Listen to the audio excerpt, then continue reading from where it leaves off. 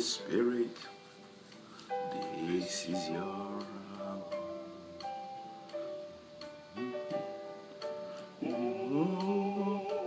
Holy Spirit, this is your hour. You will not be grieved. Way or offended. Oh, will not be grieved. Quenched or offended. Holy Spirit. Holy Spirit. Holy Spirit. Holy Spirit. Holy Spirit. Holy Spirit. Oh, our, oh God. C'est l'heure, c'est le temps du Saint-Esprit, bien-aimés dans le Seigneur. Nous bénissons donc le Seigneur pour vos vies et nous bénissons le Seigneur pour cette nouvelle semaine qui nous donne d'ailleurs de pouvoir contempler sa grâce et de pouvoir jouir encore de son bonheur. Nous sommes reconnaissants pour ce qu'il fait chaque jour et surtout pour le bonheur qu'il a placé dans le cœur de chacun de nous, vu les difficultés et les problèmes que le monde traverse en ce moment. L'amour a pour mission de remplir nos cœurs, remplir notre passage sur la terre d'événements heureux, d'événements joyeux et d'événements bénis. C'est vrai que de temps à autre, nous avons des événements plus ou moins malheureux, des événements tristes et des événements difficiles, à savoir donc certains arrêts, certaines disparitions et certaines séparations, deux fois brutales. Nous perdons des êtres chers et nous perdons certaines relations et surtout que ce monde-là nous réserve tous les jours des surprises. Mais nous savons que l'amour comble toujours la vie, l'amour restaure toujours la vie, l'amour rend heureux en tout temps, l'amour procure la joie, l'amour restaure la paix, l'amour restaure la communion, la relation avec Dieu et l'amour rend gai, l'amour rend heureux, l'amour fait toujours sourire. Je prie que l'amour de Dieu en Jésus-Christ qui surpasse tout entendement, cet amour merveilleux, inonde votre cœur en ce moment et que vos cœurs soient pleinement dans la joie. Que cette semaine soit une semaine de restauration, une semaine de renouveau, une semaine de revêtement, une semaine d'autorité, de pouvoir, de puissance et de force, une semaine dans laquelle vous allez agir avec autorité, laisser votre foi s'exercer, de telle sorte que même dans l'impossible, Dieu crée le possible et que dans l'invisible, vous percevez le visible. Que Dieu fasse que cela soit votre partage et que vous soyez personnellement bénis. Nous bénissons aussi le Seigneur parce qu'il nous a permis d'avoir une semaine bénie. Nous avons pu donc réaliser le projet, le programme, l'école d'évangélisation. Et je pense que notre mur Facebook donne une meilleure explication par les images, certains commentaires, des portions de vidéos. Et je sais que Dieu continuera donc à former des évangélistes, préparer des gagneurs d'âme, des hommes qui seront prêts donc à découvrir la personne de Christ, se fondre en son message, sinon laisser son message entrer dans leur cœur, triompher d'eux, de telle sorte que partout où ils partiront, ils pourront annoncer le Christ avec aisance, avec simplicité et surtout dans la liberté, sans contrainte et sans donc contraindre les autres, mais leur permettre de pouvoir recevoir la vérité absolue, la vérité universelle qui procure le salut. Ça a été merveilleux, ça a été bon. Nous bénissons donc le pasteur François Kougo du Temple Horrible avec la famille, l'église, tous ceux qui ont bien voulu se disposer. Près de 120, 150 évangélistes ont été formés pour l'illustration de quelques minutes. Au moins 42 nouvelles âmes, 42 nouvelles personnes, 42 personnes ont donné leur vie au Seigneur et elles ont confessé Jésus-Christ comme Seigneur et Sauveur. Ça fait une joie et ça fait un gain pour le royaume. Que le Seigneur vous bénisse et que sa grâce repose sur vous et que sa paix soit avec vous. J'ai commencé à travailler sur une série. Nous bénissons aussi le Seigneur pour la vie de Bishop Mike Amamié qui a été avec nous pendant ces jours malgré son programme très chargé, et nous prions le Seigneur pendant qu'il est en train de retourner pour donc rejoindre un peu sa famille avant de continuer la mission donc en Europe et ensuite aux États-Unis. Que Dieu bénisse ce merveilleux serviteur de Dieu, ce orateur qui a toujours disposé son temps et sa vie pour prêcher l'évangile de Jésus-Christ. Aujourd'hui, je continue sur la série par la grâce de Dieu. Nous voulons continuer sur cette série. Nous avons commencé à parler des serviteurs de Dieu. Nous avons dit qu'il y avait 12 types de serviteurs de Dieu et il est important de pouvoir donc les discerner. Comme je suis en train de vous dire, tous ceux qui sont en train de faire le service de Dieu, personne n'est parfait de lui-même ou en lui-même. Mais c'est Christ qui nous rend parfaits pour son œuvre. Donc le but de cet enseignement n'est pas de juger, de blâmer et surtout de condamner quelconque serviteur, mais de pouvoir discerner quel type de serviteur c'est et s'il y a des conseils à lui donner, pourquoi pas lui présenter la porte de sortie. Frère, il est important que nous sachions une chose, ce n'est pas parce que nous sommes appelés à servir Dieu que ceux qui sont autour de nous ne peuvent pas être des conseillers ou même des bouches, sinon des oreilles, des yeux de Dieu pour superviser le travail que nous faisons. Dans le service de Dieu, nous devons être donc dociles, nous devons être obéissants et surtout la Bible dit si nous sommes dociles et obéissants, nous mangerons donc les meilleurs fruits et les meilleures productions de la nation. Ça veut dire qu'il y a des gens auprès de nous qui peuvent nous parler comme étant des envoyés et des messagers de Dieu. Que Dieu bénisse tous ceux-là qui ont à cœur et qui aiment le service de Dieu, qui aiment les serviteurs de Dieu, qui les soutiennent malgré ce qu'ils sont et qui sont prêts surtout à leur donner des conseils et à les ramener sur le droit chemin.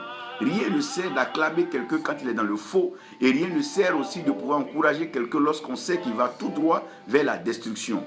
Mais nous devons pouvoir l'interpeller pour dire, frère, c'est vrai que ce que tu fais est en train d'avoir du succès à ta façon, ce que tu fais est en train de rassembler une foule, mais de peur que tu entraînes toute cette masse en enfer, viens revoir encore ta base, viens revoir ton fondement, viens revoir donc le message et surtout viens revoir qui tu présentes.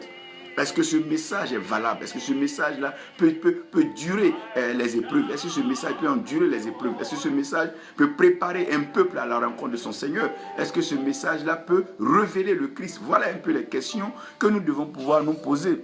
De peur que nous perdons de vue ce que nous sommes en train de faire. Il est important que nous regardons la mission que le Seigneur nous accorde ces derniers temps. Serviteur de Dieu, Caleb Lapone, que Dieu te bénisse et que sa grâce donc repose sur toi. Aujourd'hui, je veux parler des serviteurs vides et secs. Les serviteurs vides et secs. Donc, il y a des serviteurs qui sont vides et secs. Vides et secs comme un désert. Il y a des hommes qui sont vides et secs comme un désert. Il y a des femmes qui sont vides et sèches comme un désert. Il y a des lieux de rencontre qui sont vides et secs comme un désert. Il y a des familles qui sont vides et sèches comme un désert. Il y a des relations qui sont vides et sèches comme un désert. Vous devez comprendre que dans le principe de vie, nous avons des saisons, nous avons des étapes. Être vide n'est pas une fin en soi. Mais de quoi est-ce qu'on s'est vidé est important. Et après avoir été vidé, comment serons-nous remplis et de quoi nous serons remplis? Donc la vie est faite constamment de vide et de remplissage, de sécheresse et de saison de pluie. Donc de sécheresse et d'abondance. Ce n'est pas une fin en soi, ce n'est pas une malédiction, mais ça devient une malédiction activée ou provoquée lorsqu'on ne discerne pas, qu'on est sec et vide et qu'on veut prétendre être plein et humide. Si vous voyez un peu les vents, lorsque la Bible parle des vents, dans la description des vents, il y a des vents qui sont chargés de pluie pendant qu'il y a des vents secs. Il faut savoir quel vent souffle, quel messager, quel serviteur est en train de te nourrir. Quelqu'un peut avoir eu un grand nom, donc avoir été célèbre, mais pendant que tu le rencontres, sa vie peut être sèche et vide. il n'y a que son histoire passée qui peut te raconter, mais il n'a plus rien comme substance pour pouvoir te restaurer, te rafraîchir et te nourrir. Donc, vous êtes dans une affaire d'un vieux film et vous séchez tous les jours. C'est ça le dommage des grands rassemblements. Et j'aimerais tout de suite nous soumettre le texte d'Apocalypse 3, du verset 14 au verset 19. Et l'ange de l'assemblée qui est à Laodicée écrit, voici ce que dit l'Amen, le témoin fidèle et véritable, le commencement de la création de Dieu. Je connais tes œuvres, que tu n'es ni froid ni bouillant. Je voudrais que tu fusses ou froid ou bouillant. Ainsi, parce que tu es tiède et que tu n'es ni froid ni bouillant, je vais te vomir de ma bouche. Parce que tu dis, je suis riche, je me suis enrichi et je n'ai besoin de rien. Et que tu connais pas que toi, tu es le malheureux et misérable, et pauvre et aveugle nu. Je te conseille d'acheter de moi de l'or passé au feu, afin que tu deviennes riche, et tes vêtements blancs, afin que tu sois vêtu, et que la honte de ta nudité ne paraisse point, et un collier pour oindre tes yeux, afin que tu vois. Moi, je reprends, et je châtie tout ce que j'aime. Aie donc du zèle, et répands-toi. Père éternel, tu es l'autorité spirituelle suprême. Tu règnes dans les cieux, et sur la terre tu accomplis tes œuvres. Viens par ta parole. Inspire, instruis-nous. Fais-nous du bien et bénis-nous maintenant au nom de Jésus. Amen. J'aimerais, avant de décrire cette situation et avant de vous présenter en général la vie, j'aimerais que vous réalisiez que dans la vie de tout serviteur de Dieu, dans la vie de tout enfant de Dieu, il y a ce qu'on appelle le réservoir, qui est le modèle excellent par lequel Dieu entreprend tout projet dans la vie d'un enfant de Dieu. Et ce réservoir est beaucoup plus important que toutes les autres choses.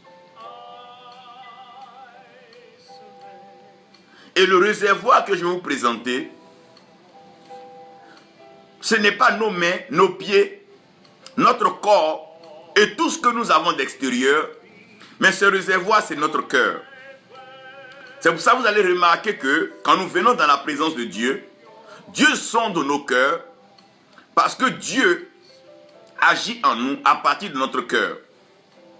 C'est pour ça que Jésus-Christ dit que je me tiens à la porte de ton cœur et je frappe.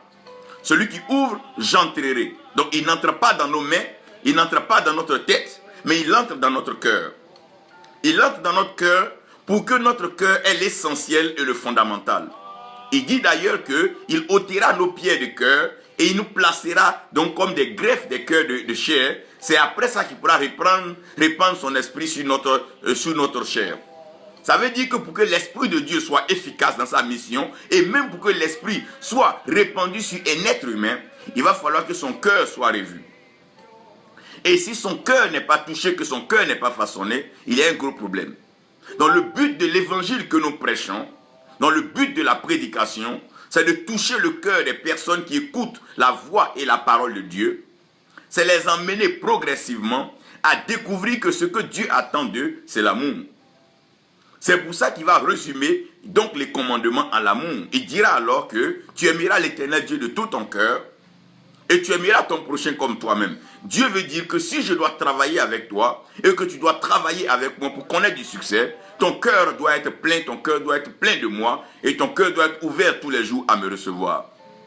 Nous voyons cela avec David qui est l'illustration d'un cœur qui est plein, un cœur qui est bon, un cœur qui est entièrement à donner à Dieu. Donc quand un cœur est vide et sec, le cœur se vide de sang et le cœur devient sec. Ça veut dire que quoi? Il n'y a plus de battement de cœur. Donc si le cœur est vide, ça veut dire que tout le corps devient vide parce que le sang quitte du cœur pour ravitailler tout le corps. Donc si le cœur est sec, c'est la preuve que le corps a séché. Mais avant que le cœur ne soit sec, le cœur doit être vidé. Donc si le cœur d'un homme est vidé, c'est clair que tout son corps est vidé. Donc quand un être humain, quand un serviteur de Dieu a le cœur vide et sec, il est important de comprendre tout de suite que sa vie sera vide et sèche. C'est vrai qu'il va compenser cela par des éléments extérieurs, comme la Bible dit, par ses richesses, le matériel et tout ce qu'il va essayer de présenter aux uns aux autres pour les attirer vers lui. Il va présenter des éléments extérieurs, des voitures, des maisons, toutes ces choses. C'est des éléments extérieurs qui ne sont pas mauvais pour assurer le bien-être de l'homme sur la terre. Mais cela n'est pas l'essentiel pour la vie. Alpha Oméga, que Dieu te bénisse. Konanda, tu es béni. Évangéliste Lydie, que la grâce de Dieu soit avec toi et nous te souhaitons bonne mission d'ailleurs en Corée. Donc, quand le Seigneur est en train de parler ici de serviteurs vides et secs, il parle d'un cœur vide et sec. Et quand le cœur est vide et sec, la personne n'a rien à présenter à part les artifices donc, qui font le ministère. Donc, les autres choses qui sont à côté, qui permettent aux gens de l'associer aux grands ou à ceux qui sont en train de faire l'œuvre, alors que le vrai problème, c'est son cœur. Donc, quand le cœur est vide et que le cœur est sec, ça va contaminer tout le corps. Et en contaminant tout le corps, je veux parler donc des yeux vides et des yeux secs. Vous voyez, la Bible parle de payer des colis pour mettre sur les yeux pour voir. Donc, des yeux vides et secs, c'est des yeux sans regard, c'est des yeux sans vision. C'est-à-dire des yeux qui ne peuvent plus être fixés sur Dieu, mais des yeux qui sont fixés sur les hommes, fixés sur la matière, le matériel, fixés sur l'argent, fixés sur le système. C'est des yeux sans regard. Parce que malheur à celui qui pose ses regards sur l'homme, malheur à celui qui met sa confiance en l'homme. Donc c'est des yeux qui sont fixés sur l'homme, des yeux fixés sur le matériel, des yeux fixés sur les choses de la terre, et c'est des yeux sans vision. Alors que quand il n'y a pas de vision, le peuple périt. Donc c'est des oreilles vides et sèches. Ça veut dire des oreilles qui ne peuvent plus entendre la voix de Dieu, des oreilles qui ont perdu la fréquence, des oreilles déconnectées, des oreilles qui ne peuvent plus s'abreuver de la parole de Dieu, mais qui écoutent que les hommes et qui écoutent que ce qui se passe autour d'eux. Ils sont nourris par les pensées politiques, l'actualité du monde, mais ils ne peuvent plus s'abreuver de la source qui est la parole de vie. N'oubliez pas que l'homme ne se nourrira pas seulement que de pain, mais de toute parole qui sort de la bouche de Dieu. Des narines sèche et vide, il n'arrive plus à humer le vent, il ne respire plus le souffle de vie. C'était bon, il n'arrive plus à voir cela, mais il respire une autre odeur, quelque chose de nauséabond. Il respire autre chose que ce qui est bon. Je veux parler de la bouche vide et sèche. Vous savez, la vie chrétienne a sa force dans la confession. Parce que Dieu est parole, donc Dieu dégage une marge assez grande et sécuritaire pour la confession. Un pauvre peut dire je suis riche et en confessant qu'il est riche, devenir riche.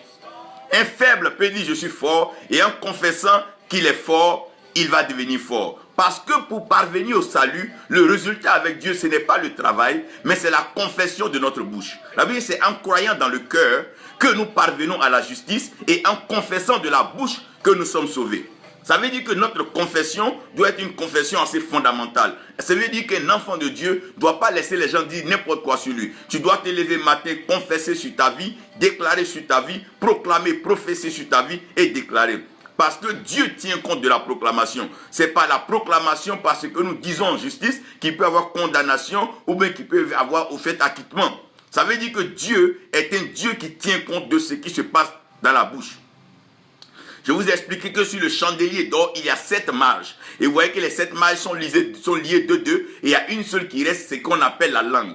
On a 2 oreilles, 2 yeux, 2 narines, mais on a une seule langue. Donc le jour de la Pentecôte, Dieu va envoyer donc des langues de feu. Chacun aura une langue de feu pour compenser la langue naturelle que nous avons. De ce fait, par notre proclamation, nous soyons donc guéris. C'est pour ça que le malade peut dire je suis guéri. Et il est guéri. Aujourd'hui, Dieu merci, la science et même certaines pratiques ont reconnu que la confession fait partie donc de la guérison. Et la science même a reconnu cela. Les médecins ont reconnu qu'un malade peut dire je suis guéri et il est guéri. Donc par la déclaration, ce qui sort de ta bouche, tu auras des résultats. Vous avez vu que dans tout ce que Dieu a fait depuis le commencement, Dieu est parole. Et ceux qui ont parlé selon ce qu'ils ont entendu de la part de Dieu ont obtenu des résultats. C'est avec la parole de Dieu que Moïse a parlé à Pharaon. C'est avec la parole de Dieu que Abraham est parti. C'est avec la parole de Dieu que Joseph a expliqué donc les rêves à Pharaon. C'est avec la parole de Dieu que Daniel a pu donc exprimer sa sagesse à Nebuchadnezzar et aux autres. C'est avec cette même sagesse de Dieu que Zaï, regardant très loin, s'est prononcé sur la Vierge qui enfanterait. C'est avec cette parole-là qu'Ézéchiel s'est donné donc libre cours prophétique à parler sur les ossements desséchés. Il n'a pas pris sa main pour souder les ossements, mais c'est de sa bouche qu'il a parlé. Ça veut dire que nous devons faire attention quand une bouche est vide et quand une bouche est sèche. Et nous avons besoin des bouches autorisées, des bouches pleines de connaissances, des bouches qui apportent la révélation de la pensée de Dieu. Faisons très attention parce que la bouche est importante dans la vie d'une personne. La mort et la vie sont au pouvoir de la langue. Quand on parle de la langue, on parle d'un habitant, un membre de ce qui se passe dans la bouche. Vous devez comprendre cela. Je vais vous présenter la bouche vide et la bouche sèche. Dans la parole, il y a ce qu'on appelle la prononciation. Et il y a ce qu'on appelle donc la phonétique. Comment est-ce que les mots sont dits? Regardez une bouche vide. Imaginez quelqu'un qui n'a pas de dents. Vous voyez, quand un bébé parle, pourquoi on ne le comprend pas? Parce qu'il n'a pas de dents. C'est les dents qui permettent maintenant à la parole de pouvoir donner donc un son et une phonétique claire. Quelqu'un qui n'a pas de dents dans sa bouche, comment est-ce qu'il pourra parler? Parce que le vent va souffler vide, mais il ne pourra pas articuler. Imaginez déjà une bouche vide. Une bouche vide ne peut pas parler. Parce qu'une bouche qui n'a pas de dents ne saura pas articuler et ne saura pas prononcer. Vous voyez que quand quelqu'un prend de l'âge, il perd les dents. Si vous partez voir un vieux très âgé, vous allez voir qu'il n'arrive plus à parler en tant que tel à cause de ce que la bouche devient vide. Quand la bouche devient vide, il n'y a plus de dents, la parole devient difficile. Et non seulement la bouche devient vide, et la bouche devient sèche. Quand la bouche devient sèche, il n'y a plus de salive dans la bouche. Quand il n'y a pas de salive dans la bouche, c'est comme s'il n'y a plus d'eau dans la bouche. Et quand il n'y a plus d'eau dans la bouche, on ne peut pas parler. Parce que la langue est cloîtrée, c'est difficile. Frère, il est difficile de se retrouver devant un serviteur vide et sec. Il est compliqué d'être avec quelqu'un qui est vide et sec. Parce qu'il n'a rien à apporter donc à la création, il n'a rien à dire et il ne peut pas faire de proclamation. Il est vide, oh mon Dieu, et il est sec. Vide et sec. Quand un homme n'a pas de dents, il ne peut pas parler parce qu'il n'a pas de dents. C'est avec les dents qu'on articule et c'est quand la bouche est humide qu'on parle bien. Regardez, quand la bouche est bien humide, vous voyez que les orateurs, ceux qui parlent, qui animent les conférences, ils ont soit une bouteille d'eau. D'ailleurs, même je vais même faire une illustration là pour que vous compreniez bien. Au fil du temps qu'il parle, il prend un peu d'eau pour pouvoir rendre la bouche humide. Vous voyez, et la langue est à son aise et elle continue de parler. Regardez bien. Je vais vous donner d'abord la description des serviteurs humides et secs. Avant de revenir à notre test et vous expliquer certaines choses. Pourquoi les gens vont ça et là au Dieu, prendre des huiles, des choses, mettre sur leurs yeux et tout ça. Qu'est-ce qu'ils veulent arriver à prouver à Dieu? Je vous dirai tout à l'heure. Les serviteurs vides et secs, ils sont physiquement bien. Quand tu les vois, apparemment, ils ont tout pour être des bons serviteurs de Dieu. Ils ont des bonnes maisons, ils ont une vie, ils travaillent, ils ont leurs entreprises, ils sont mariés depuis longtemps, ils ont tout. Apparemment, quand tu les vois, physiquement, ils ont tout pour être de bons serviteurs de Dieu. Mais spirituellement, ils sont malades. Parce qu'ils ne connaissent pas le Seigneur, ils sont souvent pécheurs, impies, méchants, immoraux. Bien qu'ils se trouvent parfois à la tête de grandes congrégations, souvent même ils ont de très grandes églises. Parce qu'un homme qui est vide veut remplir pour qu'on dise qu'il fait aussi. Donc ils sont souvent à la tête de très grandes congrégations. Vous allez comprendre comment vous allez voir comment vous pouvez simplement les reconnaître. Ils prêchent pourtant le Jésus qu'ils n'ont jamais rencontré, qu'ils n'ont pas rencontré. Ils te parlent de Jésus, eux-mêmes ne le connaissent pas, ils n'ont jamais rencontré. Ils n'ont aucun témoignage avec ce Jésus. Ils ne les connaissent pas. Mais comme ils ont les moyens, ils peuvent mettre tout en œuvre, rassembler des gens au travers de la nourriture, au travers des cérémonies, un peu de tout pour rassembler une grande foule. Mais ils ont du mal à leur présenter ce Jésus parce qu'ils ne le connaissent pas. Ils utilisent les activités spirituelles pour couvrir leur nudité spirituelle. Qu'est-ce que j'appelle une activité spirituelle? Les activités spirituelles, c'est tout ce folklore que nous sommes en train de voir aujourd'hui dans l'église. Pour un peu là, non, voyage ici, pour un peu là, ceci, cela. Mais frère, si nous ne nous asseyons pas pour laisser Dieu toucher notre cœur, on va parcourir le monde entier, on reviendra assez sec et on reviendra assez vite. Je ne dis pas que les conférences ne sont pas bonnes. Je ne dis pas que les séminaires ne sont pas bons. Je ne dis pas que les pèlerinages, c'est important tout ça. Mais je suis en train de vous expliquer que utiliser des activités spirituelles pour couvrir la nudité spirituelle. Mais attends, Adam et Ève avaient des feuilles. Ces feuilles, c'est des activités. Bouger ça et là, essayer de faire un peu de tout. On les voit dans chaque activité, dans chaque petit mouvement, rassemblement de foule. Mais ça ne peut pas combler le vrai problème. Donc, c'est des gens, quand tu vois apparemment, ils sont bien. Ils peuvent te parler économie, ils peuvent te parler finance, gestion, leadership. Ils peuvent t'expliquer toutes ces choses parce qu'ils ont besoin de compenser. Ils ont besoin de combler ce qu'ils n'ont pas par quelque chose qu'ils vont prendre pour dire aux autres que vous n'avez pas ceci. Alors que le but de la vie n'est pas de dire que l'autre n'a pas, mais de se compléter. On n'a pas tout, mais il faut au moins manifester ce que Dieu a mis en toi, ce que Dieu t'a donné. Avant d'aller emprunter chez les gens, il faut d'abord utiliser ce que Dieu a rempli en toi. C'est vrai que tu peux emprunter un peu des styles si tu veux bien, mais il y a quelque chose que Dieu a mis en toi. C'est sur ça que Dieu est regardant. C'est sur ça que Dieu juge ta valeur spirituelle. Quand Dieu t'a établi dans un domaine, par exemple, de l'enseignement, que tu veux aller par tous les moyens, rencontrer des gens pour faire des artifices, mettre sur les yeux pour voir, tu prouves à Dieu que tu ne l'aimes pas et tu prouves à Dieu que tu es vide et tu es sec. Parce que si tu ne t'es pas vide et tu n'es pas sec, tu ne serais pas allé te mettre dans une compromission pour avoir des atouts de plus. Dieu a mis en chacun de nous ce qu'il faut pour pouvoir accomplir la mission. Dieu a mis en chacun de nous ce qui est essentiel. Il a mis dans la mangue ce qu'il faut pour rendre la mangue mangue. Il a mis dans l'orange ce qu'il faut à l'orange pour être orange. Dieu a mis en chaque espèce ce qu'il faut pour que l'espèce soit ce qu'elle est. Quel est leur motif de base? Donc reconnaissez bien. En général, vous allez voir, ils sont là, un coup, ils sortent de nulle part, avec des grands moyens, ils font un peu de jeu, de quoi, pour attirer les gens par l'argent, et à partir de là, ils maintiennent un standard, ils se font un club d'amis, ils approchent des gens quand même assez connus dans le ministère, ils en appellent certains pères mentors, avant de te rendre compte, ils sont établis. Ils rassemblent des foules, ils ont un peu de quoi à dire aux gens qui sont appelés, sont serviteurs de Dieu. Non, non, non. Mais vous allez voir que quand le cœur est vide et que le cœur est sec, ça va rattraper toujours l'homme devant. Le cœur, frère, ne vous amusez. Dieu dit, gardez votre cœur pur, plus que toute chose. Car de ton cœur sort la source de la vie. Regardez, quand quelqu'un a un cœur vide et sec, ça va le rattraper à la longue. Il peut faire tout, faire ce qu'il veut. Mais ça va rattraper. Allez comprendre pourquoi Dieu regarde au cœur. Pourquoi Dieu sonde le cœur et Dieu sonde les reins. Quel est leur motif de base? Suivez-moi très bien dans ce développement.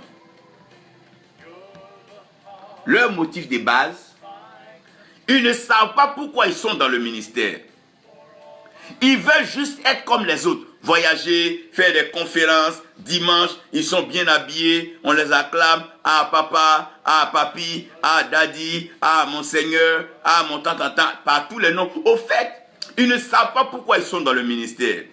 Ils n'ont pas un message à la nation, ils n'ont pas un message à leur génération, ils n'ont pas un message pour eux-mêmes. Ils sont dedans, ils suivent un peu de tout à la télévision. Ah, je vais faire comme ça. Ça veut dire que c'est comme un jeu. C'est comme quelqu'un qui joue au football mais qui n'a pas un poste défini. Il est là, il joue un peu partout. On ne sait pas s'il est attaquant, ou bien il est milieu de terrain, ou bien il est défenseur. On ne sait pas. C'est-à-dire qu'il ne sait pas pourquoi il n'a pas un poste. Il ne répond pas à un poste. On connaît son nom, on sait qu'il a une grande église, mais on ne peut pas lui dire appelons celui-là parce qu'il y a telle chose à faire, ou bien le corps de la vérité. On ne peut pas comprendre. Ça dit, il fait un peu de tout. Il mélange un peu de tout pour qu'on dise que c'est lui. On ne sait pas s'il est apôtre, on ne sait pas s'il est pasteur, ni prophète, ni évangéliste, ni enseignant. On ne comprend pas. Ça dit que son affaire, pour définir, c'est compliqué. Donc, pour couvrir tout ça là, il prend un titre honorifique, soit il se met dans un archevêché ou bien un évêché. Il est là, on ne sait pas ce qu'il fabrique. Il a un titre et à toutes les conditions, il est toujours bien habillé. Vous allez voir, la Bible parle des vêtements et tout et tout. Tout ça, on va y arriver. Donc, c'est des gens qui ne savent pas pourquoi ils sont dans le ministère. Ils veulent être comme les autres. Ils veulent être comme qui? Comme les autres. Quels autres? Ceux qui sont vraiment appelés par Dieu. Ce sont des imitateurs. Ils imitent un peu de tout. S'ils voient un homme de Dieu qui fait un style là, il fait un style par exemple d'habillement, ou bien il fait un style dans ses cheveux, ils vont le faire. Parce que pour eux, ils doivent imiter quelqu'un. Ils n'ont pas une identité spirituelle. Ils agissent un peu, si tu veux, comme un chien son maître. C'est-à-dire qu'ils veulent imiter quelqu'un comme si, oh my God, my God, my God. Ah, j'y arrive. Ils sont des imitateurs. Pourquoi? Parce qu'ils n'ont pas une originalité. Ils n'ont pas un appel. Ils n'ont pas reçu un appel. Ils n'ont pas reçu un message qui peut présenter devant le ciel pour dire voilà mon mandat. Tout ce que Dieu a appelé un mandat. Il y a un mandat. Et c'est à partir de ce mandat que Dieu et toi vous évoluez. Donc Dieu t'envoie dans des lieux, dans des zones en fonction du mandat qu'il t'a donné. Donc quand tu t'en vas dans une terre, Dieu sait pourquoi il t'a envoyé. Parce qu'il sait qu'il y a quelque chose que tu peux accomplir conformément au mandat que tu as, au programme que tu as. Ils luttent contre le péché, le mal et la faible image de soi. Eux, c'est eux-mêmes qui luttent contre le péché. Hein. Ils sont en train de faire du palabra. Alors que quand Dieu nous a appelés, le Saint-Esprit, c'est Dieu qui travaille en nous. Tu savais, quand Dieu t'a appelé, Dieu travaille en toi. Il travaille en toi. C'est-à-dire qu'au fur et à mesure que tu avances, il y a des choses que tu arrêtes de faire. Toi, tu ne sais même pas comment. Tu prends des décisions, après tu retombes. Mais quand au fil du temps, Dieu arrête ces choses en toi. Parce que ce qu'il veut faire avec toi est plus important que ce que tu es en train de faire. Mais aussi, n'oubliez pas que nos faiblesses permettent à la force de Dieu d'être révélée. Parce que Paul même dit, ce qu'il ne veut pas faire, c'est ce qu'il se retrouve en train de faire. Parce qu'il a un mandat. Mais eux luttent.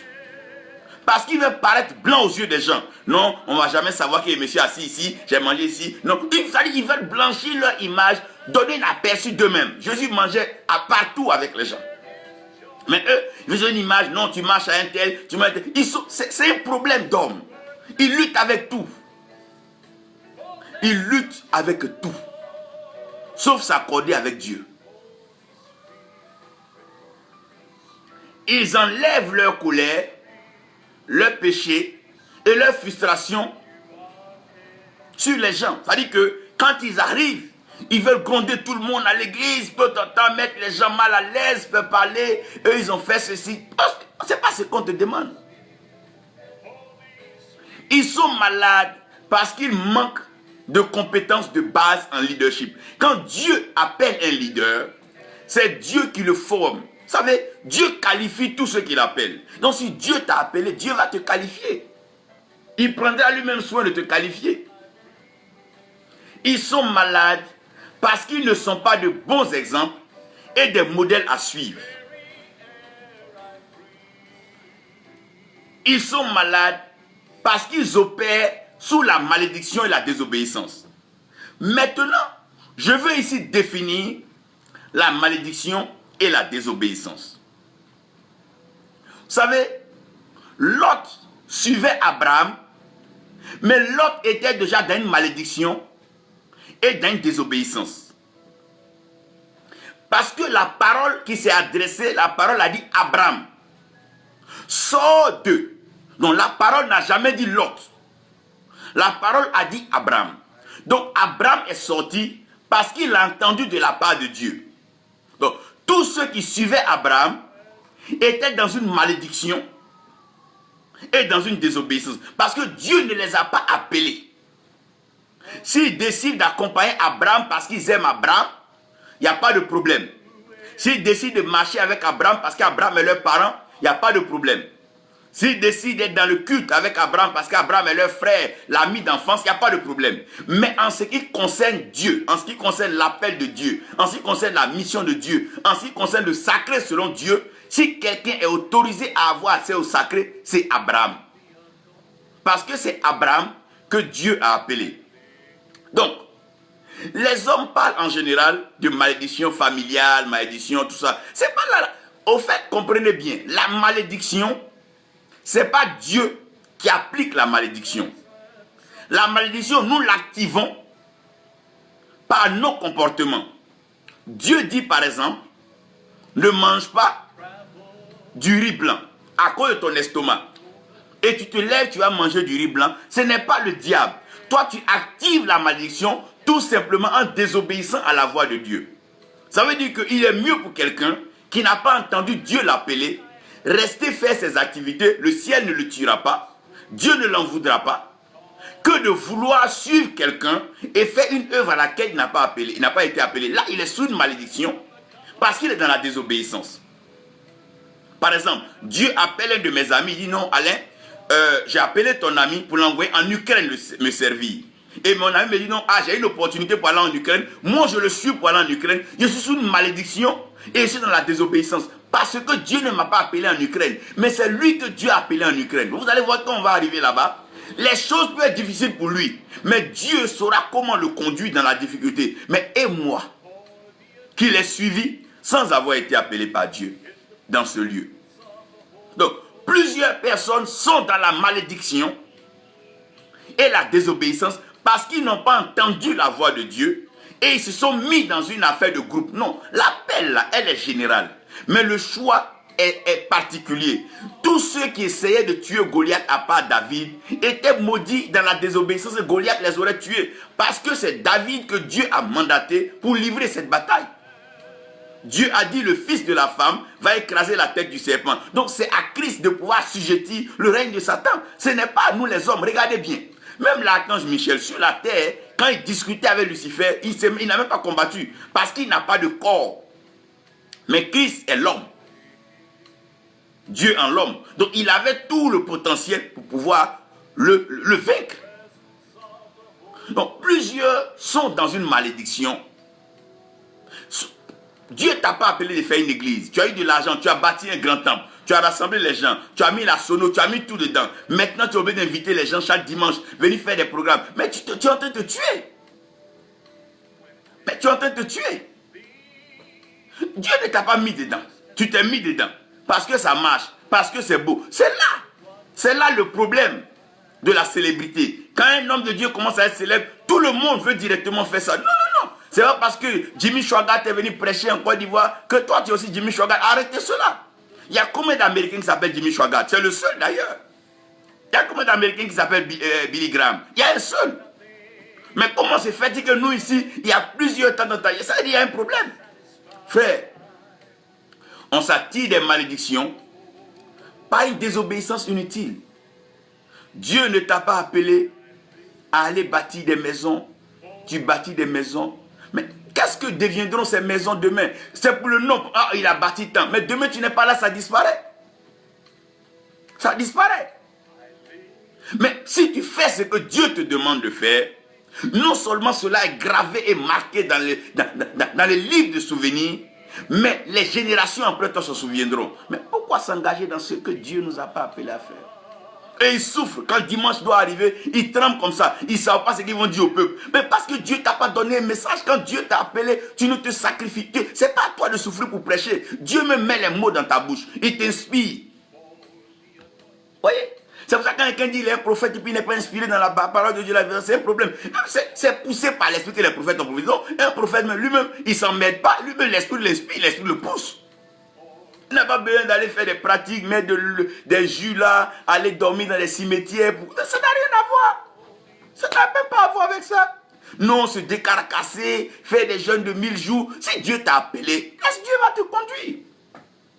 Je n'ai jamais vu un passager appuyer l'accélérateur, le frein, l'embrayage. Non, un passager, toi tu es assis, on te conduit. Mais il nous a appelés pour le suivre. Mais suivons-le d'abord. On veut conduire Dieu. On est trop jeune pour conduire Dieu. Le démérite. Malheureusement, comme Dieu ne les a pas appelés, eux-mêmes sont sous une malédiction et dans la désobéissance, ils détruisent les vies sous eux. Les vies des personnes sous eux. Tu viens sous eux, tu commences le ministère, et un coup même tu n'arrives pas à ouvrir la Bible. Parce qu'eux-mêmes, ils sont déjà sous un problème. Et ils ont déjà un problème. Ils ne comprennent pas le livre. Donc ceux qui viennent sous eux ne comprendront pas le livre. Ils ont une compréhension erronée de la Bible. L'esprit ne leur parle pas. Ils n'ont pas de vision, pas de révélation. Ils n'entendent pas la voix de Dieu. Ils ne peuvent pas sentir la présence de Dieu. Ils ne parlent pas de la part de Dieu. Ils ne peuvent que faire une publicité pour détruire les gens. Et les vies sous ces personnes-là sont sèches. Et ces vies sont vides. Tous ceux qui célèbrent leur mariage, demain finissent par se séparer. Parce qu'ils n'ont pas ce fondement d'amour pour leur donner. Leurs vies sont sèches et humides. Ils ont des pensées charnelles. Ils sont avides, avares, des esprits impitoyables. Ils ne pardonnent personne, ils ne tolèrent personne. Ils sont prêts à maudire et à détruire les gens. Quelqu'un qui est appelé par Dieu ne peut pas maudire, c'est pas possible, parce qu'il sait que le plan de Dieu, c'est de bénir, c'est de sauver des vies. Celui qui est vraiment appelé par Dieu ne peut pas tuer une vie ou détruire une vie. Jésus dit, tout ce que tu m'as donné, il n'y a pas un seul qui s'est égaré à part le fils de la perdition. Même quand Pierre a régné Jésus, Jésus ne l'a pas maudit. Voilà le modèle du ministère. Nous avons été appelés par Dieu pour bénir. Nous sommes des canaux de bénédiction. Il a dit, Abraham, je t'ai appelé, toutes les nations de la terre seront bénies au travers de toi. Celui qui te bénit, moi-même Dieu, je le bénirai. Celui qui te maudit, c'est mon Dieu, c'est pas Abraham. Les vies sous eux sont détruites. Demain, tu n'es plus dans leur ministère, ils vont te maudire. S'ils t'ont dit ceci, ils sont prêts à maudire pour quelque chose de charnel qu'ils veulent que tu ne veux pas faire, ils vont te maudire. Ils veulent que tu maries telle chose, tu ne veux pas, ils vont te maudire. Ils veulent que... C'est quelle chose, ces bêtises, ça? Vous pensez que Dieu est venu sur la terre se donner à la croix pour ça? Attention. Allons-y bien lire la Bible, allons-y méditer. Retournons bien aux méditations et surtout lisons. C'est les choses charnelles qui les intéressent. Quand c'est des fêtes du quartier, des trucs comme ça, le papa tant, les parents tant, pendant que les âmes se meurent, pendant que l'évangile est là, leur Bible ne s'ouvre pas. C'est dimanche qu'on soulève cette Bible pour eux, parce qu'ils ont du mal eux-mêmes à soulever cette Bible. Comment une Bible peut peser? Ils sont avides, avares. Malgré toutes ces richesses que les églises leur donnent, ils ne sont pas prêts à aider quelqu'un, même à mettre des enfants à l'école, des enfants, leur donner des scolarités avec tout cet argent qui paye toutes ces voitures luxueuses. Ils ne sont pas prêts. Oh mon Dieu, leur cœur va les trahir. Leur cœur va les trahir. Leur cœur va finir par les trahir. Ils sont prêts toujours au profit. Ils sont impitoyables et prêts à maudire et à détruire les gens qui osent remettre en question leur activité impie. Quand tu commences à dire, papa, ça là, je ne comprends pas, pourquoi ça là, on ne fait pas comme ça, il est prêt à te maudire. Mais de vous à moi, on envoie de l'argent pour le groupe d'évangélisation. Mais des jeunes gens qui se promènent pour aller parler de Jésus, ils vont en pied. Et tu prends cet argent pour te payer une dernière série de voitures. C'est dans ta voiture que les âmes seront gagnées. Non, quand ils vont voir ma voiture, ça va que Jésus est riche. Vous pensez que c'est vous qui allez montrer que Dieu est riche? Depuis quand tu vois la création, la substance dans le sous-sol, quand tu regardes tout ce que le monde est par la puissance de Dieu, quand tu vois l'or, le diamant, les pierres précieuses, quand tu vois la beauté du ciel et les vents qui souffrent, ne peux-tu pas dire que Dieu est riche? Ne vas-tu pas le dire? Tu as besoin de voir quelqu'un monter dans une voiture pour savoir que Dieu est puissant. Arrêtons de blaguer les gens. Non, quand ils voient que j'ai un grand temps, dit que Dieu, arrêtons. C'est toi, tu veux qu'on sache que tu as ça. Sinon, la création tout entière, c'est le diable, c'est que Dieu est puissant, Dieu est riche. Satan même le sait, il était là-bas. Arrêtons de raconter les bêtises. Tu peux distraire des enfants, des gamins, mais pas moi. Non, si j'ai 1000 voitures, on va savoir que mon Dieu est prospère, mon Dieu est riche. Qui vous a dit ça? Non, si j'ai bâti un grand temple, j'ai marbré, j'ai mis de l'or, on saura que mon Dieu est riche. Pour qu'on sache que ton Dieu est riche, c'est quand tu vas vers les pauvres, les aider, quand tu vas poser des bonnes actions, soutenir les choses dans le secret. C'est là qu'on saura que ton Dieu est riche, ton puissant. Sinon, ça, c'est du matu-vu, c'est du people. C'est du people. Et arrêtez de blaguer les gens. Arrêtez de blaguer les gens. Dès que tu te prononces sur une situation qui n'est pas bien, il est prêt à maudire. Il tue généralement les églises et provoque la stagnation en faisant pécher et reculer les saints. Tous les programmes vont vers eux, vers leur famille, vers leurs femmes, vers leurs enfants. Tous les programmes de l'église sont axés sur eux, comme si c'est eux qu'on est venu voir. Mais il y a un homme qui est mort à la croix. Il nous a laissé un message. Il nous a donné une mission. Et en plus, il nous a libérés pour que nous puissions prêcher. Quand est-ce qu'on parlera de ce dernier? On va parcourir leur album tous les jours dans l'église. Parler d'eux, les chanter, c'est qu'est-ce ça? Et l'église meurt, elle stagne, elle recule et elle est détruite. N'importe quoi.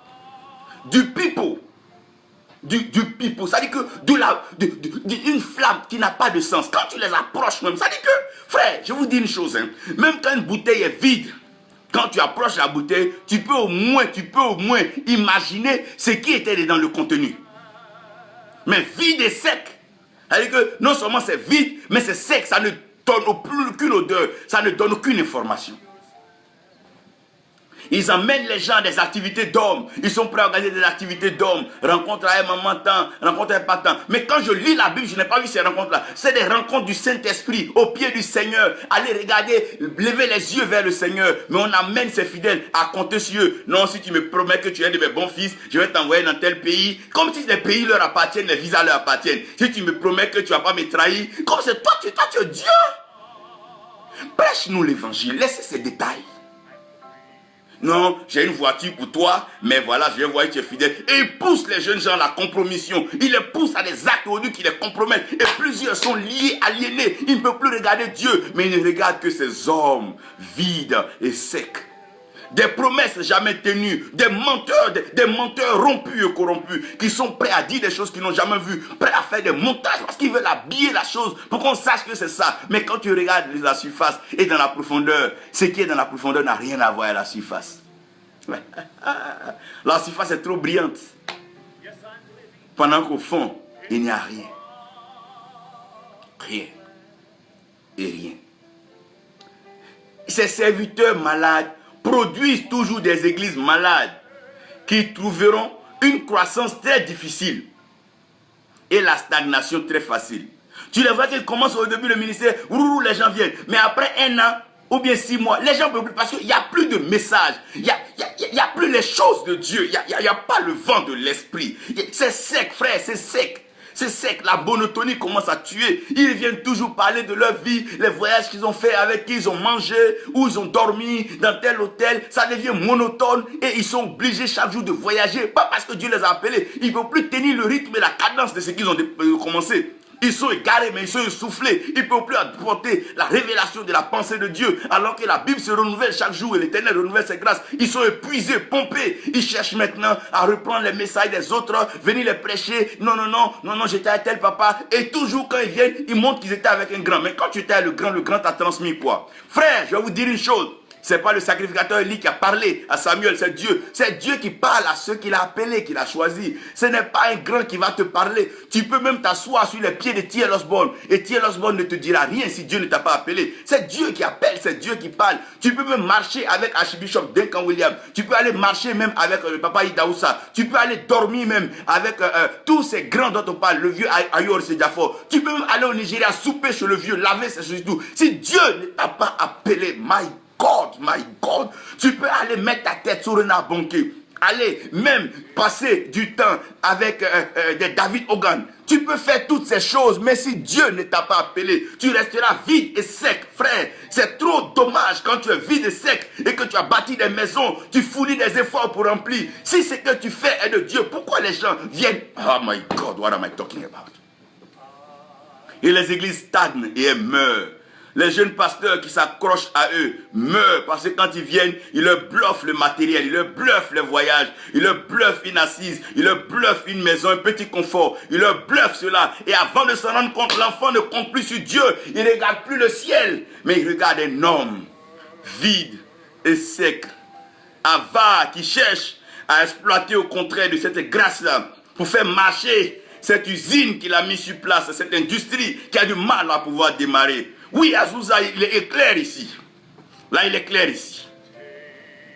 Rien n'a proposé au ciel et rien n'a amené du ciel. Rien. Tout est charnel, matériel. Et voilà que les églises stagnent. Les jeunes serviteurs stagnent. On fait des séminaires de recyclage. Personne n'est recyclé. Au lieu d'amener les gens se faire former dans des lieux corrects, on est là, on ne leur dit rien et ils se meurent. Chaque dimanche, on est très vêtu, tout un nouveau vêtement. Toute la joie, c'est d'aller présenter le nouveau vêtement aux frères et sœurs. Et puis après, on sort de ce dimanche-là. Qu'est-ce qui a été dit? Personne ne sait. Personne ne s'est repenti. Personne n'a compris Dieu. Personne n'a entendu Dieu. Et voilà, ça continue comme ça. Les églises rétrogradent, les églises stagnent. Les gens n'ont même plus le fondement de la foi, le sens de l'amour de Dieu. Marcher avec le Seigneur, apprendre à compter sur le Saint-Esprit, entendre la voix de Dieu sans compter sur une organisation humaine ou bien des financements des hommes. C'est vrai, les hommes, Dieu peut les appeler à te soutenir, mais c'est de façon temporaire. La provision vient de Dieu. Il est le Père, c'est lui qui pourvoit, c'est lui qui a sa mission, c'est lui qui se donne pour sa mission. Dieu est suffisamment Dieu. Ne blaguez pas les gens. Ne blaguez pas les gens, après ça devient autre chose. Puisque Dieu n'a pas appelé à chercher la face de Dieu. Maintenant c'est des rencontres de réseau en réseau, approche avec temps, aller écouter à des séminaires, prendre des messages, noter, venir les reprêcher et tout. Finalement tu reproduis le travail d'un autre. Si je dois reproduire le travail d'un autre homme de Dieu, je préfère prendre ceux qui sont avec moi pour aller vers cet homme de Dieu. Si je dois reproduire le travail de quelqu'un, je préfère prendre les fidèles et dire allons vers eux. Celui-là, c'est lui qui a l'originalité. Moi je ne fais que photocopier, je ne connais pas cela. Il faut savoir faire la part à celui que Dieu a appelé pour faire le travail. C'est ça qu'il faut comprendre. Vide et sec, comme une bouche vide et une bouche sèche. Ils font du bruit, on entend le bruit, mais on ne perçoit pas le message. On entend le nom, mais on ne perçoit pas le message. On voit l'apparence, on voit le feuillage, mais on ne voit pas le fruit. On voit le rassemblement, mais on ne voit pas la transformation. On voit l'acclamation, mais on ne voit pas l'adoration qui monte. On voit tous les parfums dans le temple, mais rien ne monte comme odeur vers le ciel. Vide et sec, et les gens meurent, stagnent. Stagnent. Jusqu'à la mort entre en plein temps pour se servir à satiété, prendre même des diacres, des anciens, les tuer pendant que l'autel de l'éternel, le sacré est là, et la mort vient se servir alors que l'amour est plus fort que la mort. C'est parce que l'amour n'est pas dans le lieu que la mort vient se servir à volonté. Revoyons cela. Et ça couvre cela par des cérémonies. Au lieu d'aller rechercher la face de Dieu, aller se coucher là où tu crois qu'il t'a appelé, si tu n'as pas bien entendu, il est mieux d'aller vérifier s'il t'a appelé que de t'engager dans une mission, sous une malédiction, dans une désobéissance. Frère, il est terrible de monter derrière un chauffeur qui n'a ni permis et qui n'a pas fait l'auto-école. Vous êtes sûr qu'à chaque arrêt de police, on va vous arrêter et on va le garder. Mais qu'est-ce qui se passe? Quand ils appellent les anges, ils connaissent les noms des anges, mais les anges ne les connaissent pas. Les anges ne viennent pas parce qu'on les invoque, mais les anges viennent parce que Dieu les mandate. C'est pas toi qui donnes l'ordre au ciel, frère. C'est Dieu, oh mon Dieu, qui donne l'ordre. Arrêtons de blaguer les gens. Arrêtons de blaguer les gens. Tout ce que nous lions sur la terre est lié au ciel. Mais nous lions avec quoi? Avec la parole. La parole c'est qui? La parole c'est Dieu. Donc c'est pas qu'on prend notre main, notre doigt pour lier quelqu'un. Non, c'est la parole. Et quelle parole? La parole de Dieu. Ça veut dire qu'au fait, nous comprenons par la foi que tout est fait par la parole, pour la parole et dans la parole. Arrêtons de distraire les gens. Non, c'est pas parce qu'on est en kimono qu'on aime mettre le karaté. Il y a des gens en kimono qu'on déshabille, on frappe correctement. Tout est une question de est-ce que Dieu nous a appelés? Parce que tout ce que Dieu appelle, Dieu remplit où? Le jour de la Pentecôte, là, on dit qu'ils ont été tous remplis du Saint-Esprit. Mais comment se fait-il que toute notre affaire, il n'y a pas de remplissage?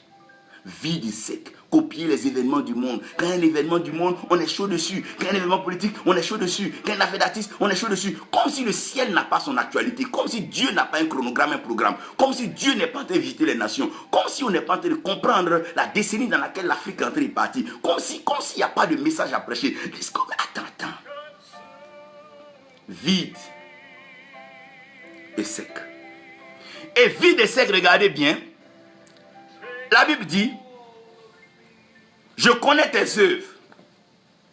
Tu n'es ni froid, ni bouillant. C'est-à-dire que tu n'as aucun contact avec l'eau. Tu n'as aucun contact avec le feu. Alors que Jésus dit, Jean vous baptise d'eau, et bientôt je vous baptiserai de feu. Donc si tu as été baptisé d'eau, au moins tu dois être au moins froid. Si tu as été baptisé de feu, tu dois être bouillant. Mais dans ton cas, on ne te voit ni dans le registre de l'eau, ni dans le registre du feu. Tu es là comme ça. Ça veut dire que ton œuvre là, ça ne baptise personne. Ça veut dire que personne, celui qui n'est pas né d'eau et d'esprit ne va pas dans le royaume des cieux. Toi, pour toi, personne ne va au ciel dans ton affaire. Tout le monde t'acclame, tout le monde te comprend comme papa. C'est toi qui décides qui sera honoré à l'église, sachant que tout cela, personne n'est encore mentionné dans le livre de vie, frère. Il faut qu'on réfléchisse. À défaut de faire tous ces titres-là, venons, recommençons à gagner des âmes comme de bons évangélistes. Au moins, la joie sera grande dans le ciel. Ainsi que tu es tiède, tu n'es ni froide, tu n'es ni bouillant, je vais te vomir. Parce qu'au fait, le Seigneur se dit que même s'il ne t'a pas appelé, tu aurais pu quand même ne pas te mettre pleinement dans l'œuvre, mais soutenir. Regardez au football les supporters. Ils partagent la joie des joueurs. La Zouza, oui. Même s'ils ne jouent pas sur le terrain. Mais toi, Dieu ne t'a pas appelé. Mais les moyens que tu prends pour bâtir ce temple-là, donne à quelqu'un qui est élu de Dieu, il va servir Dieu. Non seulement toi-même d'abord tu es béni, mais tu te prives d'une malédiction inutile. Je ne suis pas médecin. J'ai l'argent pour ouvrir une clinique. Mais j'ouvre la clinique là qui va traiter, diagnostiquer les gens et leur faire les injections. J'ai l'argent, j'ai payé tout le bloc opératoire. Je ne suis pas chirurgien. Je fais quoi? J'appelle un chirurgien, je lui donne l'occasion d'exercer son ministère. Pourquoi moi me mettre en blouse blanche? Qu'est-ce que je veux prouver? Qu'est-ce qu'on veut prouver? Qu'est-ce qu'on veut montrer au monde? Et maintenant, parce que tu dis, je suis riche. Donc quand tu vas les voir, ils vont prendre l'argent comme étant tout l'évangile. Non, on ne peut pas servir Dieu sans être riche. Non, non, non. Excusez-moi, lisez bien la Bible. Quand on parle des richesses, à part le cas de Salomon particulièrement, où Dieu a voulu montrer la richesse comme pour dire qu'un royaume a ses richesses, Dieu n'avait jamais insisté sur les richesses de David, de tout ça là. Pas parce qu'ils étaient pauvres ou malheureux. Mais ce n'était pas le but de la mission de Dieu. Dans le jardin d'Éden, Dieu a montré un peu les bras du fleuve et il a parlé de l'or qui était là. Mais ce n'était pas l'or qui était le problème, c'est qu'il y avait un arbre au milieu du jardin. Il y avait l'essentiel. Donc, quand tu vas les voir, ils vont brader leurs richesses. Frère, chacun peut aller faire ce qu'il veut, avoir des richesses et venir dire Dieu l'a béni. C'est trop facile. Et même si Dieu t'a béni, ça fait quoi? Il y a des chefs de village très riches en or et ça fait de des pasteurs. Quand tu vas parler, je suis riche, moi je suis ceci. Mais ça veut dire quoi? La richesse en quoi? Le riche, par définition, c'est pas celui qui cumule tous les trésors et tous les biens, mais celui qui peut compatir à la cause du pauvre et qui peut apporter, comme Zachée. Il n'a pas dit je suis très riche. Zachée a commencé à distribuer à ceux à qui il a fait du tort. C'est de ça qu'on parle. C'est de cette richesse qu'il est question. Pas comme le jeune riche qui était prêt à vanter ses richesses, ses trésors, mais il n'était pas prêt à en donner aux pauvres. Non. Quand tu parles, je suis riche, je me suis enrichi. Et ils disent même pas Dieu m'a enrichi, hein. Ils disent je me suis enrichi. Ils savent comment ils sont passés, par tous les moyens. Soit des mariages organisés, des mariages arrangés, ou bien aller faire semblant de travailler avec quelqu'un, voler ses richesses, ou bien voler. On n'a pas besoin de ça, ça ne nous sert pas. Aller prendre des informations sur certaines personnes, donner à d'autres, tout ça là pour avoir de l'argent, ça ne sert à rien. Ça ne peut pas nous aider. Ça ne peut pas nous aider. Quand tu es dans une grande villa, que tu n'as pas à manger, la villa n'a plus de sens pour toi. Sans la nourriture de la parole de Dieu, la vie sur terre n'a pas de sens. Tu deviens sec et vide, tu écoutes des histoires des hommes, mais rien n'entre dans ton âme. Ton âme meurt, pas parce que tu n'as pas d'argent, mais parce que tu n'as pas la source, la substance qui a permis à l'âme de devenir une âme vivante. Et Dieu souffle là dans les narines de l'homme. Oh mon Dieu, le souffle de vie, et l'homme devient une âme vivante. Quand la parole de Dieu, la parole authentique, la révélation, ne vient pas baigner ton âme, permettre à ton âme de souffler, ton âme se meurt. On te voit avec toutes ces grosses voitures, mais tu te meurs. Tu te meurs. Parce que matériellement, de façon charnelle, tu as de l'embonpoint, mais spirituellement. Et en quand il parle, moi je n'ai besoin de rien. Tous ceux que Dieu a appelés ont besoin de quelqu'un. Jésus-Christ a besoin de quelqu'un. Si Dieu t'a vraiment appelé, tu as besoin. Parce que c'est le fait qui existe le fait. Tu ne peux pas dire que non, comme tu as des richesses, tu as ton grand temps, tu as besoin de quelqu'un te met dans son coin seul. Ça n'existe pas. Tout le monde a besoin. Si Dieu a appelé quelqu'un, Dieu l'a établi, tu auras besoin de lui. Pharaon était trop puissant en Égypte avec ses richesses, mais il avait besoin de Joseph. Quand Dieu a établi quelqu'un, Dieu a appelé quelqu'un, que tu veuilles ou pas, tu auras besoin de lui. Parce que Dieu fait toutes choses pour un but. Ça, c'est de l'orgueil. Tu ne connais pas ce que toi, tu es malheureux et misérable, et pauvre et aveugle. Tu les vois les dimanches, ils sont assis dans les tenues, on les acclame et tout, mais ils pleurent à l'intérieur d'eux, parce qu'ils savent que Dieu ne les a pas appelés, eux-mêmes ils savent. Ils savent. Ils cachent partout ce que vous voyez, l'artifice, mais ils savent au fond d'eux. Dieu les a appelés quand?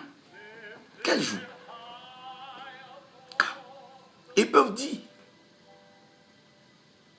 Il dit, je te conseille d'acheter de moi de l'or passé au feu. Il dit, viens me prouver. Viens vers moi. Tout ce que Dieu appelle, c'est Dieu qui prouve. C'est Dieu par son esprit qui a envoyé Jésus-Christ dans le désert. C'est Dieu qui a formé Jonas dans le ventre du poisson. C'est Dieu qui a instruit Moïse dans le désert par le buisson ardent. C'est Dieu. Viens vers Dieu. Laisse le peuple là, viens vers Dieu. Sors de cette foule-là, cette masse-là. Sors un peu. Toi, c'est quand tu es dans ta foule, tu es pasteur, mais quand tu es devant Dieu, tu ne reconnais pas. Tout ce qu'il fait sur la terre, toi, tu ne vois pas. Tous les signes qui montent, toi, tu ne vois pas. Tout ce que Dieu envoie comme révélation, toi, tu ne sais rien de tout ça. Toi, tout ce que tu comprends, c'est qu'on n'a qu'à t'acclamer. C'est quand tu es dans ton église, dans ton temple, là, que tu es pasteur. Là, tu sais monter tes cultes, faire ce que tu veux. Peut-être même tu as fait des enterrements. C'est ça, tu sais. Rassembler ta petite foule. À part ça, tu n'es plus pasteur. Quand tu es devant Dieu, tu ne sais pas comment parler à Dieu. Quand Dieu te parle, tu ne sais pas comment écouter. Toi, c'est quand tu as ta foule là que toi, tu es pasteur. À part ça, là, tu n'es plus pasteur. Hein. Parce que Dieu ne te parle pas, tu ne parles pas à Dieu. Toi et lui, ça veut dire que vous n'êtes pas réconciliés. Il ne t'a pas appelé. Attends, il y a conseil des ministres d'un pays. Tu n'es pas ministre, tu vas au conseil. Tu dis, mais monsieur, vous êtes trompé de salle. Vous êtes trompé de lieu de réunion aussi, c'est un conseil de ministres. Ah, excusez-moi. Mais frère, ça coûte quoi de reconnaître qu'on n'est pas dans l'affaire? Tout ça ne coûte rien. Tu es libre d'aller faire ce que tu veux. Mais de grâce, vide et sec. Il dit, je te conseille d'acheter de moi de l'or passé au feu, afin que tu deviennes riche. Donc la vraie richesse, c'est quoi? C'est dans l'épreuve. Tout ce que Dieu a enrichi, Dieu les a éprouvés. Regardez Job. Dieu prouve.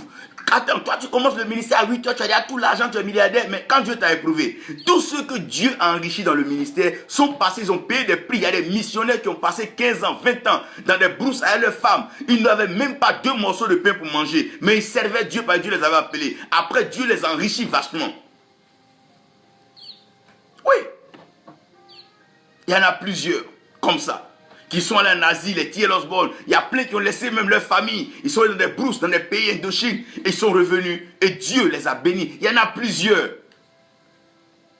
Je parlais d'un papa, je ne sais plus s'il vit en ce moment, Ray Jenny et autres qui travaillent beaucoup à l'église Réveil. C'est des gens qui ont fait des missions. C'est de leur retour que Dieu les a bénis. Ils n'avaient ni argent, mais ils avaient la parole de Dieu. Ils n'avaient ni or, mais ils avaient la parole de Dieu. Et ils ont servi fidèlement. Après, Dieu les a enrichis. Mais si Dieu ne t'a pas éprouvé, il t'a enrichi sur quelle base? Mais quelqu'un qui n'est pas encore sage, on lui donne des trésors. Que va-t-il en faire?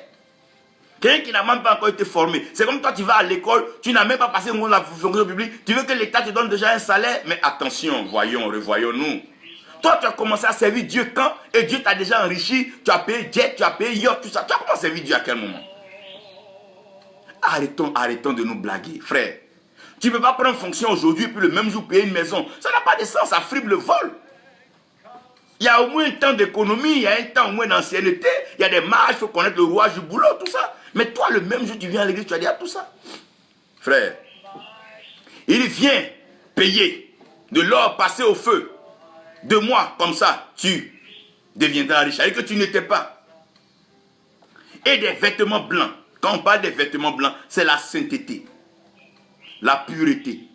On ne se proclame pas saint ni riche. On est là, on est informé sur tous les gens dans l'église, mais on se cache pour faire tout ce qu'on veut. Les fidèles ne savent pas, mais tout le monde sait que tu vis mal.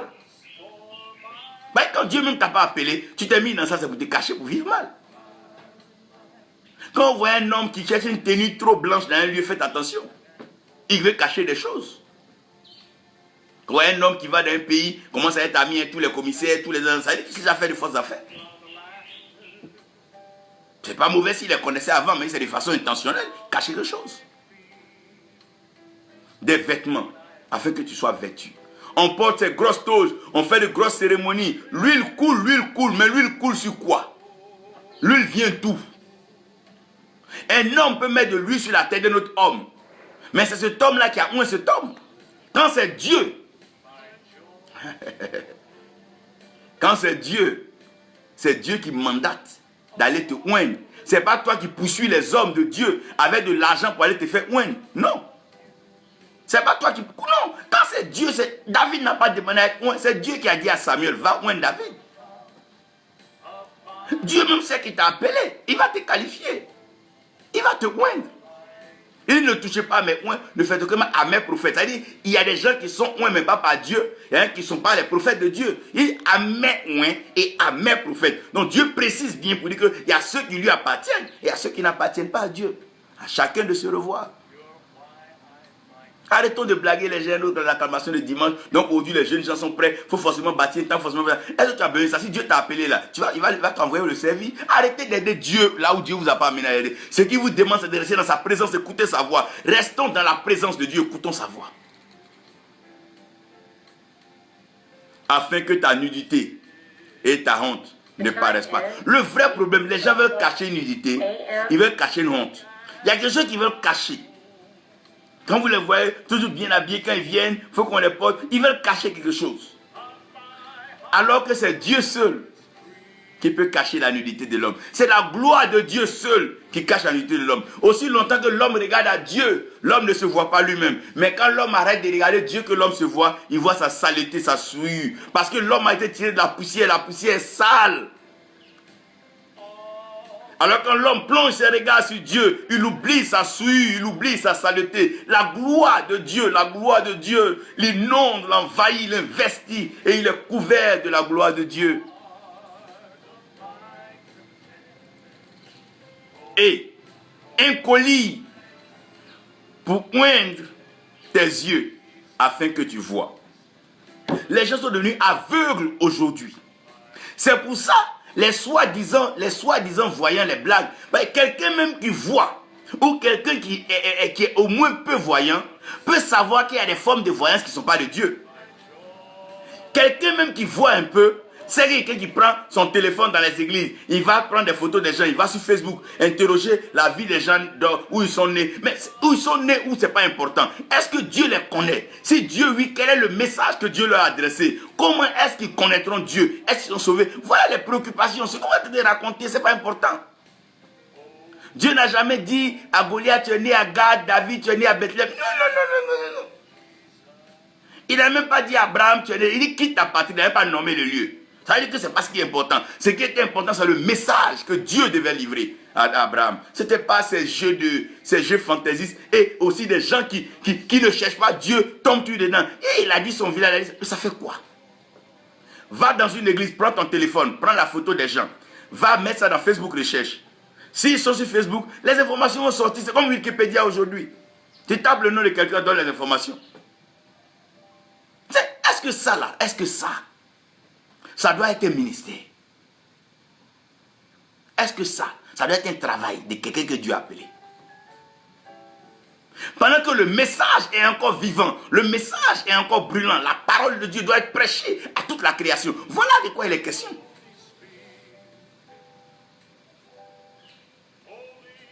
C'est même pas Dieu qui affecte nos yeux, mais c'est notre convoitise, nos regards.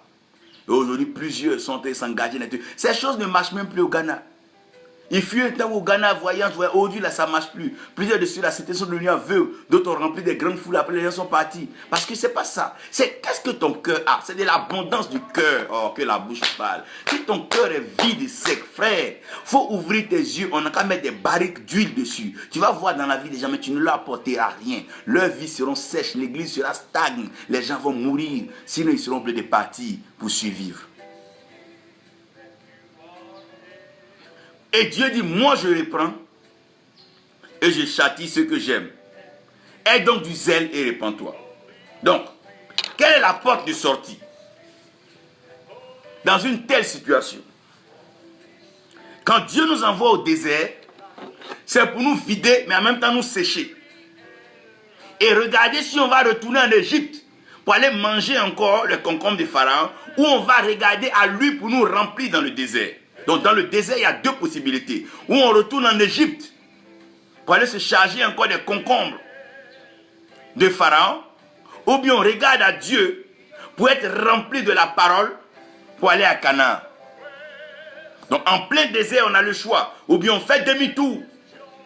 À un certain moment dans le ministère, il n'y a plus d'argent. Est-ce qu'il faut laisser le ministère pour aller travailler? On dit non, Paul tissait des tentes. Mais Paul tissait des tentes à quel moment? À ses temps libres. Lisez bien Romains. Paul lui-même se louait sa maison en Rome. Et là-bas, les gens venaient leur parler de Dieu. Arrêtons de nous amuser. Non, comme tu n'as pas l'argent, je vais aller faire telle activité, je vais aller faire tel ken avant d'enfin servir Dieu. Vous pensez que vous êtes plus intelligent que Dieu? Vous pensez que vous êtes plus intelligent que Dieu? Mais c'est un jeu, c'est n'importe quoi. C'est n'importe quoi. Qui vous a appris ça? C'est n'importe quoi. Non, toi tu vas aller utiliser les stratégies des jeux pour escroquer les gens pour servir Dieu. Après non, je suis riche. Mais ça veut dire quoi ça? Ça veut dire quoi? Ça répond à quoi? La porte de sortie. On est dans un désert où nous sommes asséchés. Quand aujourd'hui des hommes passent leur temps à fouiner leurs yeux, leurs bouches dans les affaires des hommes politiques, des partis politiques, est-ce à ça que Dieu nous a appelés? Les âmes sont en train de mourir, les peuples sont en train de souffrir, les gens ne comprennent plus les visitations de Dieu, ils ne discernent plus les temps et les saisons. Pendant qu'il y a des hommes qui doivent leur prêcher à discerner les temps et les saisons, leur apprendre à nommer, à compter leurs jours, leur apprendre à être en phase avec Dieu, à compter sur Dieu. Voilà de quoi il est question. Les gens veulent connaître Dieu, les maladies sont en train d'emporter les gens tous les jours, et pourtant, les hommes s'ennuient encore. La table de prière est vide, personne n'est là-bas. Tout le monde veut organiser un programme. Tout le monde sait aller demander l'argent. À tout moment, il faut susciter des fonds. Pourquoi? On ne sait pas. Tout le monde sait chercher l'argent et l'évangile. Mais personne ne sait propager l'évangile. Oui, tout le monde sait tuer le nom de Dieu pour attirer des hommes, des femmes. Mais personne ne peut prendre le nom de Dieu pour sauver des vies. Oui, oui, oui, oui, oui, oui, oui. Vide et sec. Et les gens se meurent. David est parlé. Oui, oui, il faut qu'on en parle là. Il faut qu'on en parle. Aigle Royal Bétran, excusez-moi, mais il faut qu'on en parle. La Souza, il faut qu'on en parle. Mais je vous ai dit qu'avec Dieu, ce n'est pas la condamnation que Dieu recherche, ni la mort et la malédiction de quelconque. Mais Dieu a ouvert une porte de sortie pour tous. Il a même dit que je châtie, oh mon Dieu, tout ce que j'aime. Ce n'est pas parce que Dieu t'aime que Dieu t'a appelé au ministère. Non. Faisons à la part des choses. Ce n'est pas parce que tu aimes quelqu'un que forcément c'est ta femme. On peut aimer. Il me demande d'aimer tout le monde. D'ailleurs, il aime tout le monde, mais il n'a pas appelé tout le monde, établi tout le monde. On ferait mieux de faire ce que Dieu nous a demandé, on sera heureux. La porte de sortie, d'abord, se repentir. Seigneur, pardonne-moi. J'ai vu des gens faire leur affaire de onction au ministère. Je pensais que j'étais concerné. On m'a dit que si il ne veut pas te servir, je ne vais pas réussir dans la vie. On m'a dit que si tu ne te sers pas, mon mari ne va pas marcher. On m'a dit que si tu ne te sers pas, je ne vais pas réussir, je ne vais pas voyager. Donc comme on m'a dit tout ça et que j'avais peur, que je ne voulais pas manquer de ça, c'est pour ça que je suis venu dire que je veux te servir. On m'a dit que non, le pasteur m'a dit si je ne suis pas son évangéliste, il ne va pas payer ma maison. Si je ne suis pas, donc c'est pour ça qu'il a accepté d'être évangéliste. Seigneur, pardonne-moi. Pardonne-moi. Il faut une repentance sincère. Il faut s'asseoir. Seigneur, vraiment un jour je suis allé à une veillée, j'ai donné une offrande à un homme de Dieu. C'est lui qui a mis sa main sur ma tête, il dit que je suis appelé apôtre. Moi-même je ne comprends pas. Depuis je fais là, ça ne marche pas. Mon apostolat, je ne vois pas. Seigneur, pardonne-moi. J'ai induit plusieurs en erreur. J'ai enseigné des hérésies, j'ai menti aux gens. Pardonne-moi. Il faut une repentance sincère à ce niveau. Où tu ouvres la Bible, tu es assis et tu parles à Dieu. Pardonne-moi. Seigneur, je comprends. Ça me plaisait de voir les gens m'acclamer. Ça me plaisait de voir les gens excités autour de moi. Mais pardonne-moi. Seigneur, c'est vrai, je le faisais dans l'ambiance, je tirais des offrandes, on me donnait des enveloppes. Mais Seigneur, pardonne-moi. Oui, Seigneur, je faisais, quelques personnes tombaient ça et là. Oui, ça me motivait, ça m'excitait. Mais mon Dieu, Seigneur, pardonne-moi. Pardonne-moi. Maintenant, il faut rechercher le Seigneur. Tu te loignes de tout cela que tu as bâti des grands temples. Laisse toutes ces choses. Va dans une saison de prière sincère et cherche à rencontrer Dieu. Cherche à le rencontrer. Que Dieu bénisse le bishop Rosa qui est avec nous. Cherche à rencontrer Dieu. Parle avec lui. Présente-lui tes excuses. Et surtout, va aussi présenter tes excuses à ceux que tu as fait du tort dans l'église. Appelle certains responsables. Diacre, je croyais que Dieu m'avait appelé. Pardonnez-moi, je t'ai fait diacre, toi-même tu n'es pas diacre, va chercher Dieu aussi. Emmenez les gens à aller écouter Dieu que de vous écouter. De peur qu'à la fin, ils soient confrontés à une réalité où Dieu dit, je t'ai dit, ça dit non Seigneur, mon pasteur a dit, moi j'ai dit. Après ça a devenu, mon pasteur a dit et Dieu a dit là-bas, il ne faudrait pas qu'au trône de jugement on ne se comprenne pas. C'est la parole de Dieu qui doit être prêchée à toute la création. Ce n'est pas la parole d'un homme, d'une femme, peu importe son opulence et un peu même son apport et son abondance matérielle. C'est la parole de Dieu. La Bible dit que toute la création doit entendre la parole de Dieu. Après quoi la fin viendra. Ce n'est pas la parole d'un homme. Nous sommes tous appelés, mandatés comme des commerciaux pour aller ventiler la parole de Dieu. Pas comme nous pensons, mais selon que l'Esprit nous convainc, que l'Esprit nous pousse. Il va falloir une repentance sincère, une prière sincère, un pardon sincère.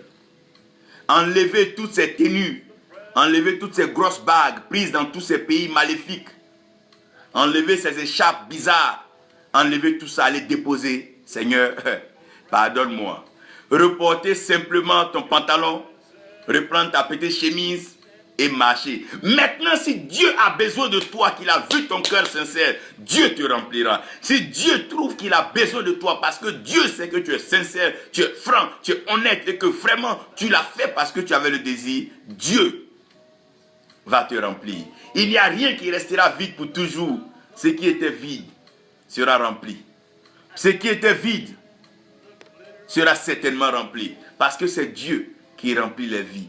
Frères, sœurs, aidez-vous et aidez-nous à discerner les services et les serviteurs de Dieu. Il y en a de vides, secs, qui font du bruit, qui animent la scène par des motivations humaines, mais qui au fond conduisent votre âme à la mort. Ils vous donnent des désirs assoiffés, sans frein, du matériel, du m'as-tu vu, sans un fondement.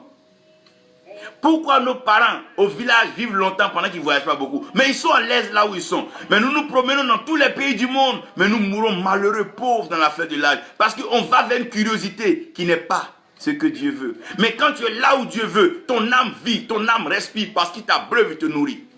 Que ferait le lion dans l'eau? Mangerait-il la ration du poisson? Jamais. Arrêtons de nous promener inutilement. Cherchons la face de Dieu. Laissons le Seigneur nous conduire. C'est lui qui nous a appelés et c'est lui qui prendra soin de nous. Partagez de grâce ce message. Que certains serviteurs puissent écouter, se revoir. Certains hommes, certaines femmes qui ont pensé que la richesse faisait l'œuvre de Dieu. Les photos avec tous les grands faisaient l'œuvre de Dieu. S'asseoir à la table de tous ces grands faisaient l'œuvre des serviteurs de Dieu. David était simplement avec les moutons. Ça n'a pas empêché qu'il fasse l'œuvre de Dieu. C'est une question de cœur rempli de Dieu. Et un cœur humide, abondant en amour. C'est ça qui fait la différence. Que Dieu vous garde. Que sa paix repose sur vous. Seigneur, je prie pour ton église. Je prie pour tes enfants. Je prie pour nous tous. Afin que Dieu, nous ne soyons jamais vides et secs. Si jamais nous arrivons à être vides et secs, remplis-nous. Mets-nous dans l'abondance. Huile-nous par cette pluie abondante qui viendra arroser nos vies.